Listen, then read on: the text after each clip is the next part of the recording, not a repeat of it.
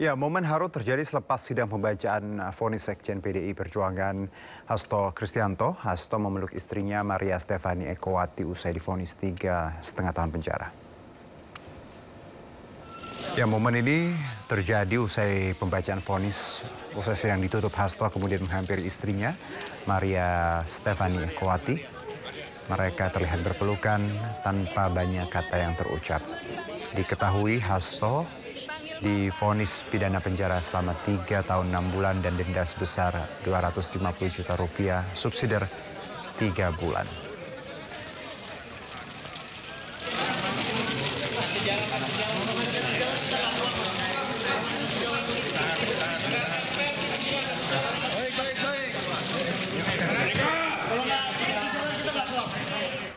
Saat sidang putusan berlangsung, ratusan pendukung Sekjen PDIP Hasto Kristianto menggelar aksi pengumpulan koin peduli Hasto di depan gedung Pengadilan Tipikor Jakarta. Massa menilai kejaksaan hanya menangani kasus receh.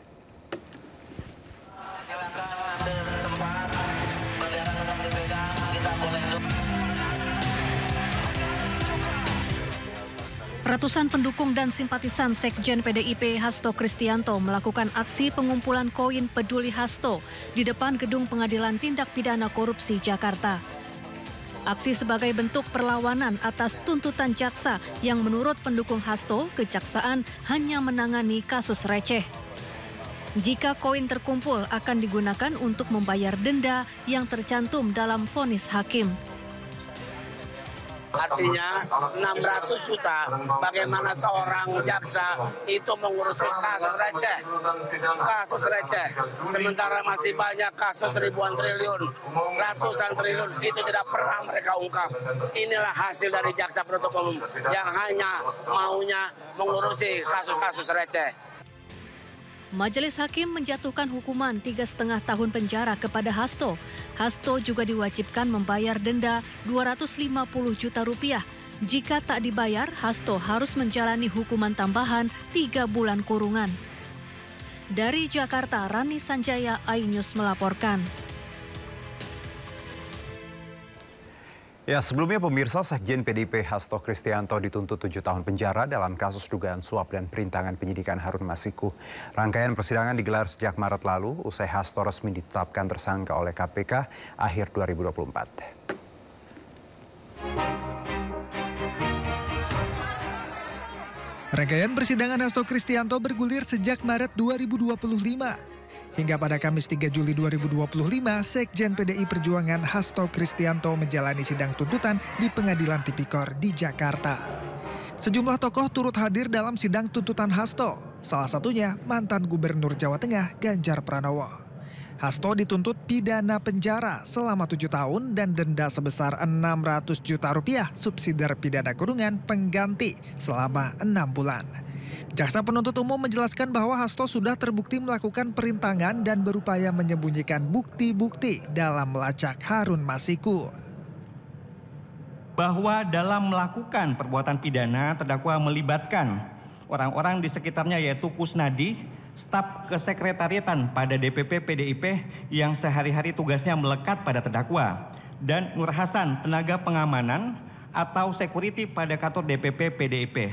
Hal ini sengaja dilakukan oleh terdakwa dengan maksud untuk memutus rantai komunikasi antara terdakwa dengan Harun Masiku yang seolah-olah tidak ada komunikasi langsung antara terdakwa sebagai pemberi perintah dengan Harun Masiku selaku objek yang akan diselamatkan. Sehingga Jaksa KPK juga menyebut ada 3 pertimbangan yang meringankan Hasto. Salah satunya adalah bersikap sopan kendati Hasto tidak mengakui perbuatannya.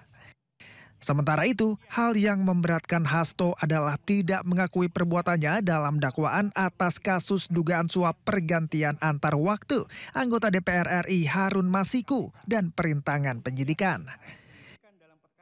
Sepekan kemudian, 10 Juli 2025, Hasto membacakan pledoi atau nota pembelaan atas tuntutan dari Jaksa Penuntut Umum KPK terhadapnya. Hasto menyoroti pernyataan mantan Ketua KPU RI Hashim Asyari yang mengetahui pertemuan antara Hasto dan ex-komisioner KPU Wahyu Setiawan di Pejaten Village sesuai BAP nomor 15. Hasto mengatakan Hashim diperiksa oleh KPK pada 8 Januari 2025 atau setelah Hasto ditetapkan sebagai tersangka dalam kasus ini. Hasto menilai keterangan tersebut baru lantaran tidak terdapat pada fakta persidangan kasus ini pada 2020 lalu dengan terdakwa Wahyu Setiawan, mantan anggota Bawaslu Agustiani Tio, dan ex-kader PDIP Saiful Bahri. Keterangan baru dari Hashim tersebut berkaitan dengan kasus dugaan korupsi jet pribadi di KPU. Keterangan Hashim Ashari tersebut termasuk keterangan baru yang tidak terdapat pada fakta persidangan tahun 2020. Dalam keterangan ini Wahyu Setiawan, Saiful Bahri, dan Agustiani Tio di persidangan ini menegaskan bahwa terdakwa tidak mengetahui apalagi mengikuti pertemuan di Pejaten Village tersebut. Hal ini juga ditegaskan oleh saudara Saiful Bahri bahwa terdakwa sama sekali tidak tahu terhadap pertemuan tersebut. Seluruh keterangan yang diberikan di persidangan ini oleh Wahyu Setiawan, Saiful Bahri, dan Agustiani Tio terhadap pertemuan di Pejaten Village adalah sama dengan keterangan di persidangan tahun 2020. 14 Juli 2025, tim Jaksa KPK menolak seluruh nota pembelaan atau pledoi Hasto Kristianto. Salah satu poin yang mendasari jaksa meminta hakim mengesampingkan pembelaan Hasto adalah terkait sosok bapak yang pernah disebut Harun Masiku. Jaksa KPK meyakini sosok bapak yang meminta Harun Masiku menghindari OTT dan menenggelamkan ponsel adalah Hasto Kristianto. Pembicaraan antara Nur Hasan dengan Harun Masiku terkait dengan bapak sudah dipahami baik oleh Nur Hasan maupun Harun Masiku. Saat Harun Masiku menanyakan bapak di mana atau bapak suruh kemana, maka Nur Hasan tanpa menanyakan siapa bapak yang dimaksud Harun Masiku di antara 28 orang laki-laki yang ada di DPP, langsung memahami dengan menjawab bapak lagi di luar. Perintahnya Pak Harun suruh standby di DPP. Bahwa rangkaian bukti tersebut telah kami uraikan dalam surat tuntutan halaman 1286 sampai dengan 1295 sehingga membentuk satu kesimpulan logis dan rasional bahwa yang dimaksud bapak adalah terdakwa. 18 Juli 2025, Hasto Kristianto kembali menjalani sidang dengan agenda pembacaan duplik. Hasto menilai jaksa penuntut umum KPK tidak mampu menjawab terkait adanya rekayasa hingga kriminalisasi hukum dalam kasus yang menjeratnya sebagai terdakwa. Dari situ sangat jelas bahwa seluruh tabel 1 dan tabel 2 yang saya sampaikan semakin membuktikan terjadinya rekayasa hukum. Sebelumnya, KPK resmi menetapkan Sekjen PDI Perjuangan Hasto Kristianto sebagai tersangka kasus suap pergantian antar waktu Harun Masiku pada 24 Desember 2024. KPK menjerat Hasto dalam 2 perkara, yakni dugaan suap dan perintangan penyidikan dalam kasus Harun Masiku.